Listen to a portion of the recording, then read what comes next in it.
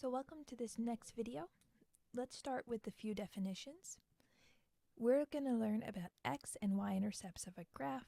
So the x-intercept is where the line crosses the x-axis. Think it intercepts the x-axis. And as a reminder, the x is the horizontal, the y is the vertical axis. So the y-intercept is where the graph crosses the y-axis. So for instance, if I had this line, then here is what I would call the y-intercept at that height because it's crossing the y-axis, and here is the x-intercept because it's where it crosses the x-axis.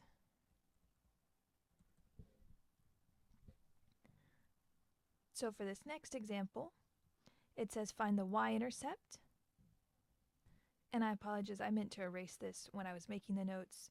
So this prompt should just say find the y-intercept, and you're given this graph below.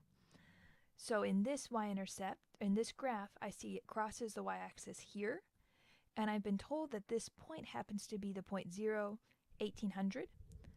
And for instance, here's the point 6, 0, so this might be notation you haven't seen before. If you see a point clearly marked, and then a coordinate pair, a x, y point written near it, then that is indicating those are the coordinate location for that particular point. So this point occurs at 0, 1800. This point occurs at 6, 0. So the y-intercept is where it crosses the y-axis, and it is the y value. Oh, and now I see I actually should not have erased this, so I'm going to undo it. These are instructions on how to find the y-intercept, and then here is my example just saying the y-intercept is at 1800 and the x-intercept is 6. So remember, the y-intercept is a y value, the x-intercept is an x value, and then how do you go about finding them? Well, if you're given a picture of the graph, then you can visually find it pretty quickly, right? It's where it hits the y-axis for the y-intercept, it's where it hits the x-axis for the x-intercept.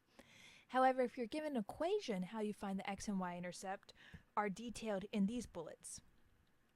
So if you're given just an equation, you find the x-intercept by making y equal to 0 in the equation and then solving for x. And you find the y-intercept by substituting x equals 0 into the equation and finding the value of y. So when solving for the x and y-intercept in an equation, I always remember the rule, it's the opposite. So to find the x-intercept, I make the opposite y0. And to find the y-intercept, I make the opposite x0. Okay. So remember, that's just kind of an algorithm, so how you would find it here. And then if you're given a picture of the graph, you can just visually identify it because the y-intercept is a y value and the x-intercept is an x value. Now we can use the x and y-intercepts in order to graph straight lines very effectively. Because if you have 2 points on the line, then you can graph the line, and it happens to be the x and y-intercept are very quick values to find. So in this example, we're told here's your equation, and they say graph it by finding the intercepts. So let's start with the x-intercept. To find the x-intercept, the rule is make y0 in the equation. So I'm going to type in the equation 3x plus, now where y is, I'm going to replace it with the 0, that's the rule for x-intercepts, equals 6. And now I need to solve this equation to get x by itself, because the x-intercept occurs at an x value. So 2 times 0 is 0, so this can be simplified to 3x plus 0 equals 6. Now if you add 0 to anything, it's just itself, so 3x plus 0 is just 3x. So this equation is saying 3 times x gives you 6. So we could think about it, 3 times what gives us 6, and we'd come up with 2. Or this happened to be a nice integer answer. Sometimes it's not so clear to do in your head. So the way you would solve this is multiplication, 3 times x. Whenever you're solving an equation, you undo the operation by doing the opposite one. So currently 3 is multiplying x. So to undo it, I do the opposite, dividing. I'm going to divide both sides by x. Remember the saying, what's done to one side must be done to the other. 3x divided by 3, the 3's cancel because 3 over 3 is 1. and I get x equals 6 divided by 3, which is 2. Let me clean that up a bit. 6 divided by 3 is 2. So the x-intercept occurs at x equals 2. Now let's find the y-intercept. So when you're finding the y-intercept, the opposite is made 0, x is made 0. So in my equation, this will be 0. So 3 times 0 plus 2y equals 6. 3 times 0 is 0. Plus 2y equals 6. 0 plus 2y is 2y equals 6. And now I could think 2 times y is 6. 2 times what is 6? 3. This happens to be a nice one that we could think through with mental math. However, if it was a more complicated example, or if we weren't quite sure, we could solve this by undoing the operation. 2 is being multiplied by y, because when a number is written next to the variable like this without an expression mentioned, it's implied multiplication. So you undo that by dividing. 2 divided by 2, what's done to one side must be done to the other. 2 divided by 2 is 1, so that becomes 1y. 6 divided by 2 is 3, so the y-intercept occurs at 3. And now I can't forget that I need to finally graph it. So I'm using the x and y-intercepts as a tool to help me graph this. So I'll draw my coordinate plane. Here's my x values, my y values. My intercepts are at 2 and 3, so I don't need to draw that many tick marks. I'm going to go maybe x out 3, y out 3. I can draw the negative ones too if I like. So it hits the x-axis when x is 2. That's a point on the line. It hits the y-axis when y is 3. This is a point of the line. And once you graph the intercepts, you just connect it with a straight line. So we've graphed the line. So we've got the definition of x and y intercepts. It's where the line crosses the x or y axis. We know how to find them if we're given an equation. Remember, to find the x-axis, you make y 0 and solve for x. To find the y-intercept, you make x 0 and solve for y. And then finally, the x and y-intercepts can be a very helpful tool when it comes to graphing an equation of a line, because if you find the x-intercept and the y-intercept, you just plot those on the axes, and then you connect them with a straight line. So next we're going to introduce another definition, and that's slope, and particularly its slope of a line. So slope of the line measures the steepness of a line. So think kind of how uphill or how flat the line is. And the equation slope is calculated as the change in y over the change in x, and that's commonly described in maybe more visual terms as the rise over the run between 2 points. So here I've got my line drawn in red, and I've got the point marked here at x subscript 1 comma y subscript 1. This is just indicating the first x value paired with the first y value. And then I have x subscript 2, y subscript 2. That's the second x value and the second y value. And the way you calculate the rise is it's the vertical change between the points. Between the points.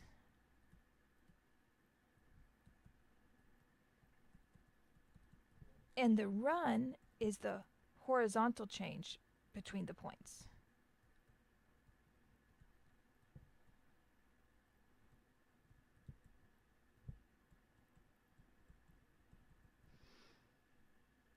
And then once you know this change, you just take the rise and you divide it by the run. So let's find the slope passing through these 2 points. If it helps, we could graph it first, and then I'll show another way that you could solve it as well. So the point 2, 3 is here. We also have the point 5, 7.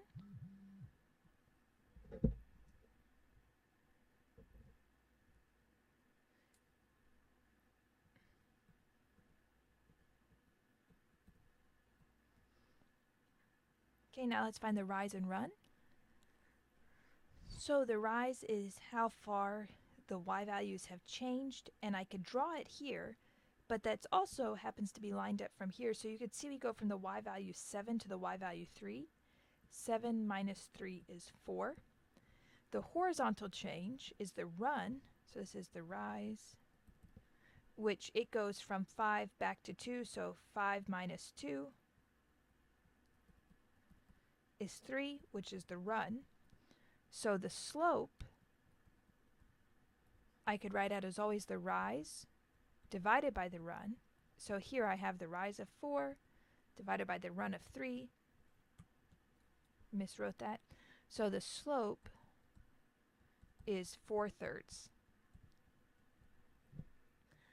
So one way you could calculate the slope is to graph the 2 points, and then from that graph see the rise and run. You could count it out. Another way you could do it is there is a formula, and it's up to you which way you prefer, and it's the second y value minus the first y value divided by the second x value minus the first x value.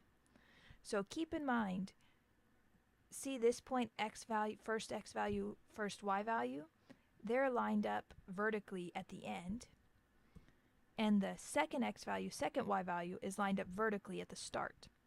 So if I was to call this one x1, let me match the colors, y1, x2, and then the next point is x2, y2.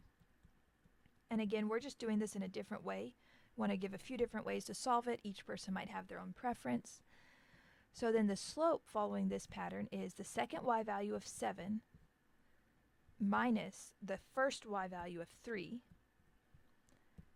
divided by, now I have to pair up, if I started with the second y value, right below it must be the second x value, 5, minus followed by the second y value of 2.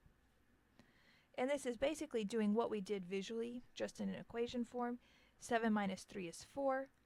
5 minus 2 is 3, and we still get the same slope that way. So take a moment, probably think about this example, and which one do you prefer? Do you prefer to plot the points and then visually find the rise and run? Or do you prefer more this equation way of doing it, which is second y value minus first y value divided by second x value minus first x value? So based on your preference, why don't we pause this video and identify whether you'd like to approach the problem of finding the slope through the graphing and then seeing the rise or run, or the equation method, whichever way's fine. Pause the video now and then unpause and check your work, and I'll show both methods when you unpause the video. So in the first method, what I might call the graphing method, I'm going to graph the points. So here I see I've got negative values, -1, -4, and then 3 and 2. So I want to make sure I have both positive and negative values showing on my axis. I'm going to make a rather symmetric one. It goes -1 in the x direction, and then -4 in the y direction. Here's my first point. And it goes +3 in the x direction, up 2 in the y direction. So let's see how much the y values change. It goes rise, it goes from 2, that's going down 1, 2, 3, 4, 5, 6. I've got a rise of 6, and I've got a run. It starts at -1 and it goes over 1, 2, 3, 4, run of 4. So the slope is the rise over the run, which is 6 over 4. And while you could leave it like that, it does simplify to 3 over 2, or 1.5 is the slope. And here would be the line that I draw through it. Now in the other method, the more equation approach, my slope is y2 minus y1 over x2 minus x1.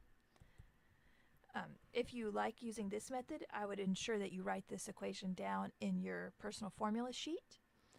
And it can help to indicate above, which is your x2, y2, which is your x1, y1, especially as you're practicing inputting these values. So the y2 is 2, and then I subtract the y1 value. When you subtract a negative, make sure to leave it in parentheses so that you don't make a mistake when you're typing it into your calculator. Divided by, now I've got to follow up with the x value below it. So I started at y value of 2, I follow up with the x value of 3. they have to be vertically stacked, minus, and I follow up with its y value. Again, keep it in parentheses here. Now I would type this into your calculator as 2 minus parentheses negative 4. When you do that, you'll get a positive 6. And another way you could think about it if you want to do it without the calculator is when you subtract a negative, they become a positive. Subtract a negative, they become a positive. 3 minus negative 1 is positive 4, and we get the same slope either way. So here we did the same example, just two different ways of getting to the right answer. So we've talked about how to find the slope. Let's talk about classifications of types of slopes you might see of straight lines. All slopes of straight lines will fit into 4 types of categories. They're either going to have positive slope, negative slope, zero slope, or undefined slope. Positive slopes will look like they're going uphill. So I like to remind myself, think uphill. Imagine if you were walking up this line, it'd be pretty difficult, right? You're walking up the hill. Negative slopes, I like to think of them as downhill. Imagine if you're walking, you're going to be picking up speed as you go down the hill, right? It's easier to go downhill than uphill. So you can visualize uphill, downhill for positive and negative slope. When something's a zero slope, it's a horizontal line or flat line. And that makes sense, right? Slope is a measure of steepness. If something's horizontal or flat, it has no steepness. It's just like the flat ground. Undefined slopes are when you have vertical lines, as shown here in blue. And a vertical line has an undefined slope because it's so steep you couldn't even imagine walking up this, right? It's undefined. It's such a large value, it's not even defined. So remember these 4 classifications of slope. You might be asked, given a picture of a line, for instance, I'll draw one here, what type of slope does it have? Think of your answer, what is it? It has zero slope. I'll draw another one. Think of this line. Is it positive, negative, zero, or undefined? Negative. Okay, I'll draw another one. What about this line? Positive, negative, zero, or undefined? Undefined. And then our last one. Okay, this one is a positive slope. So just make sure you can identify based on a graphical representation whether the line is positive slope, negative slope, zero slope, or undefined. So here we have the slope-intercept form of a line, and it says the slope-intercept form is given by this equation, y equals mx plus b. So we've seen a lot of different equations. We've graphed a lot of lines up to this point. And the slope-intercept form is just a particular way to describe it where the y is solved for. Do you see the y is here by itself? It happens to be when the equation is written in that way where the y is by itself, the remaining parts will always be some number times x plus some other number. And the reason we care about this slope-intercept form of a line is lines happen to be that this number in front of the x tells you the slope. So if you're given the slope-intercept form of a line, you don't even have to calculate the slope, you can just visually identify it. And this b happens to be the y-intercept. So this is really great. How do you know if something's in slope-intercept form? If it's solved for y. So if it's solved for y equals, then it's in slope-intercept form of the line. So here it says graph this linear function, and I notice it's solved for y equals. That means it's in slope-intercept form, which means the number in front of the x is the slope, and the plus number is the y-intercept. If I remember this, then that makes graphing very quick. So I'm going to show graphing using the slope-intercept form, but keep in mind you could also use our previous methods of plotting or finding the points at certain values, x values, plotting the points, and connecting the points. So that's still an option. However, when you have the opportunity to use the slope-intercept form of graphing, it is quite a bit faster once you get used to it. So the first step is to identify the slope and y-intercept. The slope is 1/2. The y-intercept is 3. Now it just happens to be that we call the y-intercept this b value. So make that interchangeable in your mind. The b in the slope-intercept equation is the y-intercept. It's just a labeling that we use. And the way you graph it is once you identify the slope and the y-intercept, step 2 is you make your coordinate axis and you plot y-intercept. The y-intercept occurs at 3, so I go up 3. Here's my y-intercept. And now step 3 is use slope, rise over run to get the next point. So from the y-intercept, we're going to use the slope, which is the rise over run. In this case, the rise is 1, the run is 2. How do I know that? Because that is what the slope is, which is what's written in front of the x. So I've got my rise. It says from this y-intercept, you should rise by 1 y value, and then you should run horizontally over 2 x values. So that would get my next point at 2, 4. Okay, so how did I do that? I knew I should rise by 1, and I should run over by 2.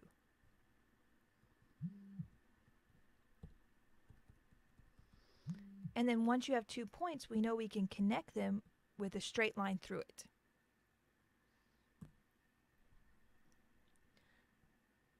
So using this pattern I've shown you of finding the graph of the function if it's in slope-intercept form, which this next equation is because it's y equals. Y equals means slope-intercept form.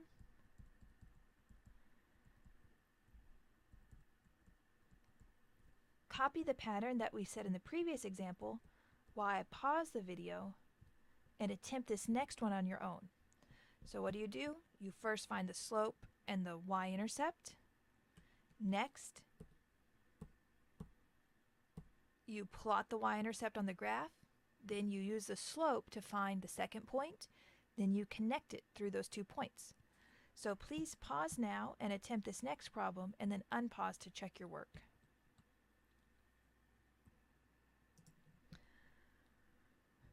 So we know that the slope is what's written next to the x when we're in slope-intercept form, and the y-intercept is what's the plus this, so it's going to be a plus 4.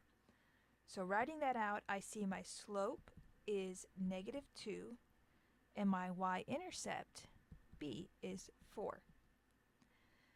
Now here's a hint that I give whenever we're doing these graphing using the slope-intercept form.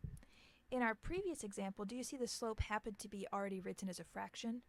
Which is really helpful when you think about rise over run. The fraction is very obvious, so the rise is 1, the run is 2. In this example, the -2 is not initially written as a fraction, so the rise over run correspondence might not be as clear to us. But keep in mind, if it's not already written as a fraction, you can make it a fraction by just dividing it by 1. Any number divided by 1 is itself, so I'm not changing the number. Type it into your calculator and you'll see -2 divided by 1 is indeed -2. But by writing it in this fraction format, I can clearly see my rise and my run. My rise says you're actually going to go rise -2, which is down 2, and you're going to run 1. So now in step 2, I plot my y-intercept. The y-intercept is up at 4. Mark it as 4, mark my point.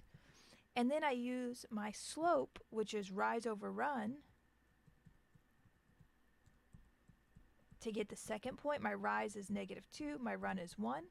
So it says I'm actually going to go down 2 and then over 1 to get my next point, which is at 1, 2. And then I can draw a line through it to get my straight line. So remember, if the slope is not initially written as a fraction, you can divide it by 1 and it becomes a fraction, which is easier to work with our rise over run format. So in our next example, we're asked to graph this equation, but we've been given the hint that we first need to write it in slope-intercept form. The last two examples have shown us if I have slope-intercept form, we can really quickly graph it by identifying the slope, identifying the y-intercept, graphing the y-intercept, and then using the slope to get my next point. But here, it's not in the form y equals naturally. Do you see it's actually got all these things crowded up on the y side? So it's not in slope-intercept form. So I can't just say, oh, this is the slope, this is the y-intercept. However, I can use algebra to make this into the slope-intercept form. So to use algebra to make it in the slope-intercept form, just write it out as it's written. And then your goal is to isolate the y. I need to end up with y equals. So if I'm going to isolate y, we need to undo the operations that we see. Now, in a previous video, we mentioned the please excuse my dear Aunt Sally idea. Remember, that's an acronym that stands for parentheses, exponents, multiply, divide, add, subtract. And whenever we were simplifying the value, I said go down the list. But when you're simplifying, go down. But when you're solving, you go up the list. And in this case, we're solving for y. So that means I add and subtract before I multiply and divide, before I do exponents and parentheses. And then another rule as we go about solving is you want to move what's farthest away from the y first. So right now, do you see this 3 is being multiplied right next to y? But I've got this 2x that's being added farther away. You want to move farther away first. We're going to get rid of this 2x first before I deal with this 3. So you move what's farther away and then work your way inwards. So right now this 2x is a positive value. To undo it, I need to subtract 2x. And remember the phrase, say it in your mind so you don't miss it. What's done to one side must be done to the other. So 2x minus 2x, that disappears, that goes to 0, which is why we don't write it anymore. So it's 0 plus 3y, which is just 3y's left on the left side. 6 minus 2x. 6 is a number, 2x is a number times a variable. Those things can't combine. Had it been 6 minus 2, yeah, that could be 4. But 6 minus 2x cannot combine. They're different things. So all you can do is write out what needs to happen. 6 needs to be subtracted by 2x, but nothing more can be done because they're not the same things. Now to get y by itself, I see y is implied being multiplied by 3. So to get rid of it, I do the opposite. I divide. What's done to one side must be done to the other. 3 divided by 3 is 1, so it goes away and I get y equals 6 minus 2x over 3. Now this is where I'm going to caution you. Yes, we're in y equals territory, but this is not yet slope-intercept form because slope-intercept form was not when it looked like a fraction. It was when it was number times x plus some number. So here we need to distribute the division. This divided by 3 has to go to both the 6 and this negative 2x. So this becomes 6 divided by 3 minus 2x divided by 3. 6 divided by 3 becomes 2. And then the number parts can divide together, so I get a minus 2/3 x. This is in slope-intercept form, 2 minus 2/3 x. Now we've got to keep in mind our goal was to graph. So we've done all this algebra to get this nice slope-intercept form. Let's make this part smaller so we can keep writing. And here the number in front of the x is the slope. So this whole negative 2/3 is the slope. It's always what's in front of the x. I know earlier it was written mx plus b. It happened to be the x values were first, but the order doesn't matter so much. It's what's in front of the x is the slope, and the other number is the y-intercept.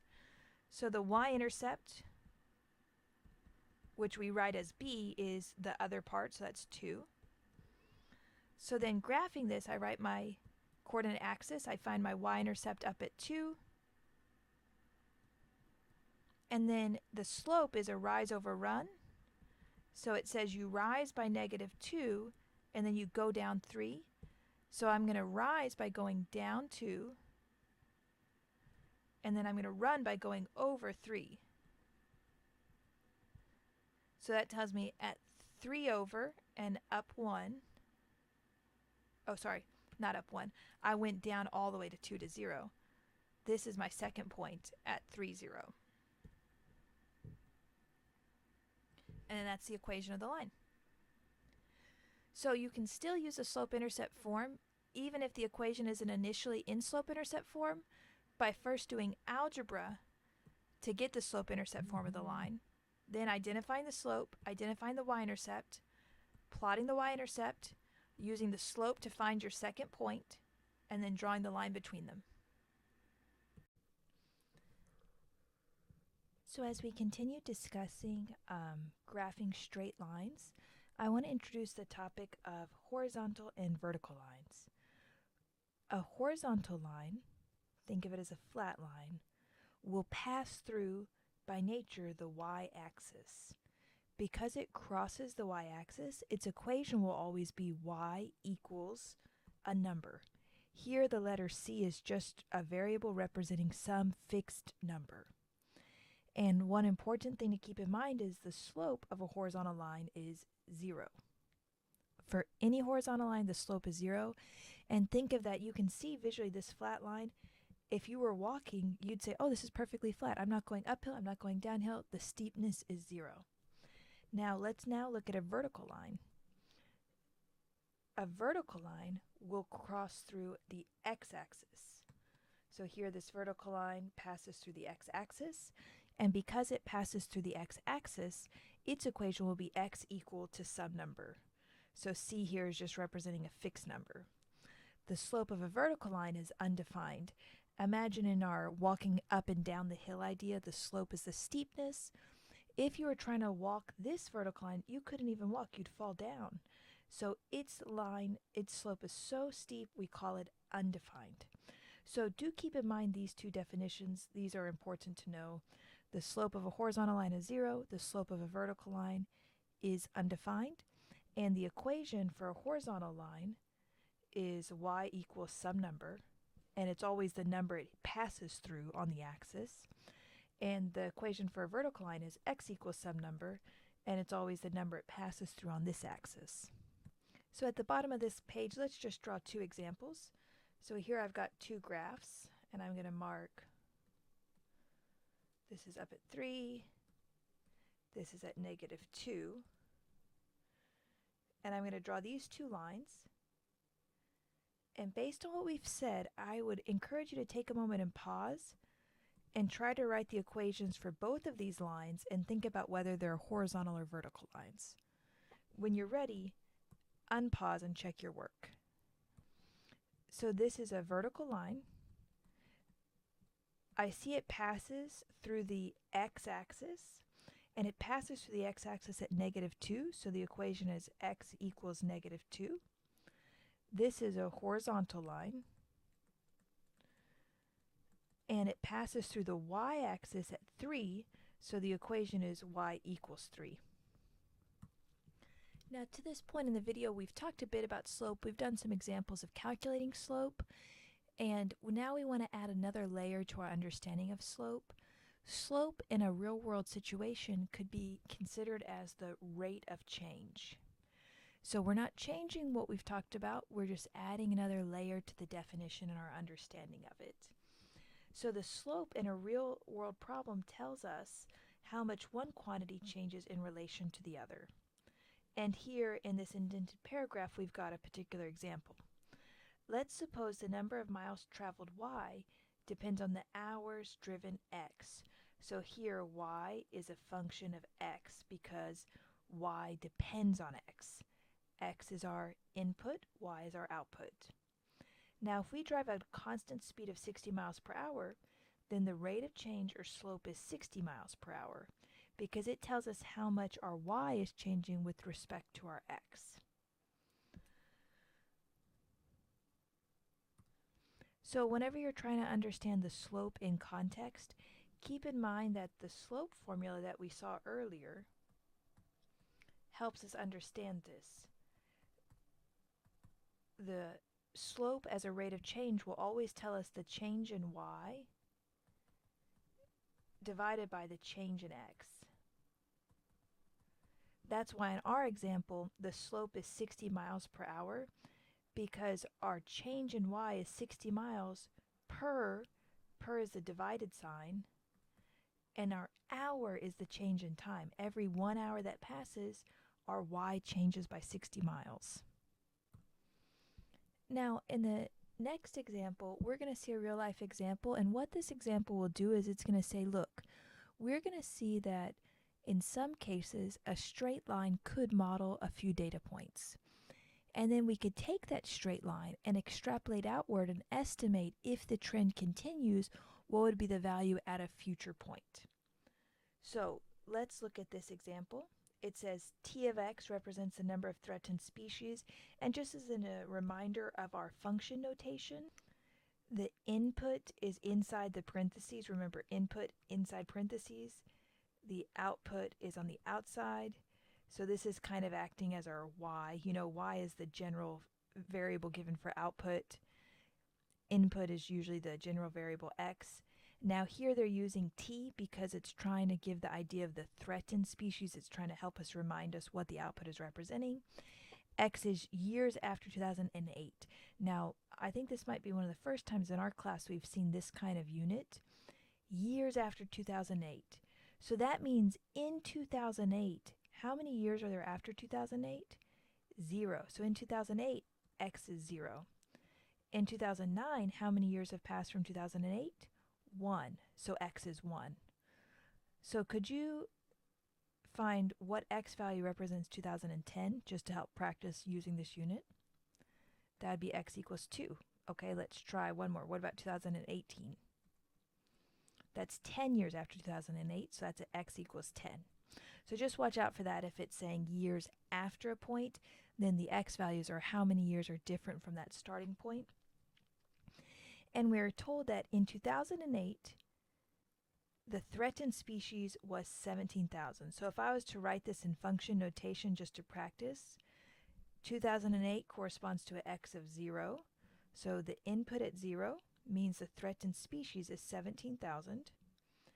And it increased by 2020. Okay, 2020 is 12 years later, so that's x equals 12, is 32,000. So t of 12 is 32,000. And here we've written out these points in just our coordinate system, t, comma, t of x. We see those there. And it says use these 2 points to find a function. So we've actually done this exact problem, but without the context of the threatened species. You've in this video worked through given 2 points, find the equation. Well, we can do that by finding the slope first. And in this case, we have the initial value. Remember, b represents the initial value. We know that when our input is 0, the initial value is 17. And here I realize I've written an error. Do you all see the difference here? Let's correct this. I was not paying attention to my units. Threatened species in the units is in thousands already. So I actually need to take off these zeros, because for t values, it's implied to be in thousands already. So I just need to say t is 17, and then that's implied that's a unit of 17,000. But at our input of 0, our output's 17.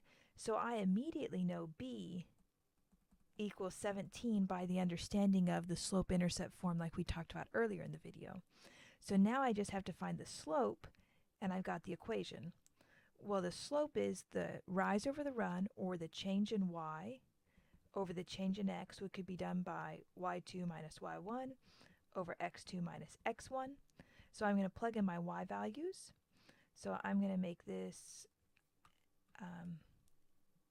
my x1, y1, x2, y2. If this helps you keep it straight, definitely write those out above. So 32 minus 17 over 12 minus 0. I make sure the points are lined up vertically. 12 and 32 go together, 17 and 0 go together. Now let's calculate this.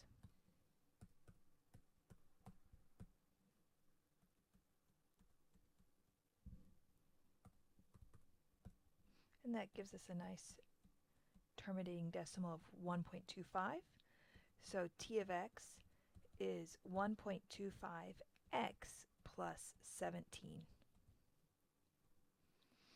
And now it says use the model to predict the number of species in 2028. So what they mean by this is from these 2 points, we found an equation of the line that passes through them. But 2028, that would be 20 years after 2008, correct? So that's if we continue our x-axis somewhere way out here. We don't necessarily know that the pattern continues exactly. However, the only information we could go on is these 2 points. So what we say at this point is we say, let's imagine the trend continues along this straight line. Where would we be if this trend continues? That's the question we're asking. And we answer this question by plugging it into our equation. T of 20, based on the equation we just found here, is 1.25 times 20 plus 17. So let's calculate that. 1.25 times 20 is 25 plus 17 gives us 42.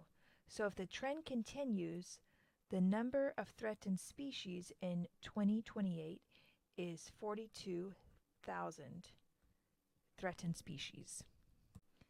So let's continue with a similar example. So we see p of x, our function notation. P is our output variable, x is our input. So p is the population of the city in thousands. And our x is the number of years, again, after some fixed value, so after 2010. So suppose the population in 2010, I always like to write there, that's our x equals 0 because it's 0 years after 2010, is 50,000. So that corresponds to the point 0, 50 because p is in thousands. And by 2020, so that's 10 years after 2010, it's 65,000, and which we're given, as a reminder, these points here. Develop a linear model to predict the population in the future. So they're saying, if all we have is these 2 data points, assume a straight line connects them. What would happen if we extrapolate that straight line of growth outwards? How could we predict the population? So we need to find the slope of the line passing through these 2 points. So we use our slope of the line formula. Remember, slope is represented by the letter m, and it's using this formula. Definitely one I'd want to write down on my personal formula sheet. So if it helps, remember right above the y1, x1, y1, x2, y2, and then follow the pattern. I think the more you write out, the easier it is to not make mistakes. And especially if this is a new concept to you, writing it all out multiple times as you work through the notes and our homework and quiz problems will help this become more of a second nature pattern. But definitely, if it's new, don't skip steps at first. Repeating those steps over and over help build it into your memory.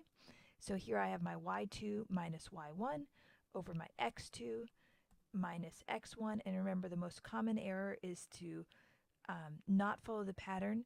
Whatever is your y2, it has to be followed below by your x2. Those have to match up, otherwise it's going to give you the wrong value. And y1 has to be followed below by its x1. So 65 minus 50 is 15.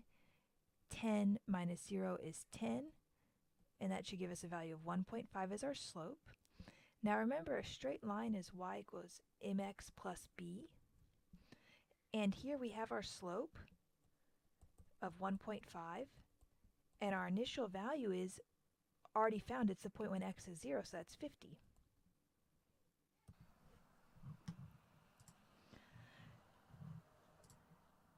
So we've now found our equation that models this situation. So this is our equation of the line. And just to help us visualize, kind of what happened here is, remember, we were given these 2 points. See them plotted here on the graph. So what we did is say, between these 2 points, imagine that we can form a straight line. And we did so by finding the slope, finding the y-intercept, writing the equation of the line. And now we have to remember, the whole point was not to get the equation of the line. That's merely a stepping stone. Our final goal is to estimate the population in 2030.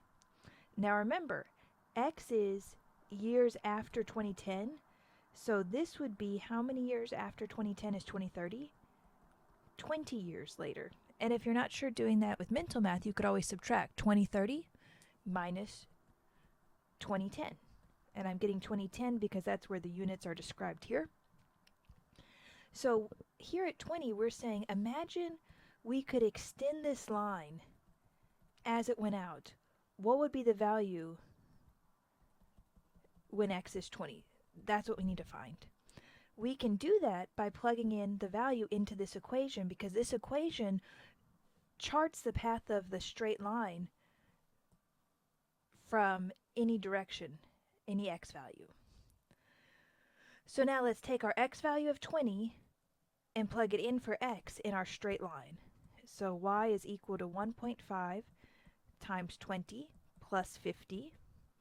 Now that will be equal to, let's get our calculator. That's 30 plus 50. And just as an encouragement, I think it's a good habit to get into writing your work out as clearly as possible. The more you're doing on the paper, the more your mind can reference what you're doing, potentially catch any mistakes, and also just help learn the process more and more. So I know it's easy to just try to watch this video and kind of go through mentally, oh yeah, I know how to do it. But the more you actually pause the video, write out your own work, practice writing that out, that's helping you learn the pattern over and over and over. So just an encouragement to take some time, actually write out the problem like you see me write out the problem. So our estimation of the population is 80, and we remember the population is in thousands, so we could say in 2030 the population is estimated to be 80,000.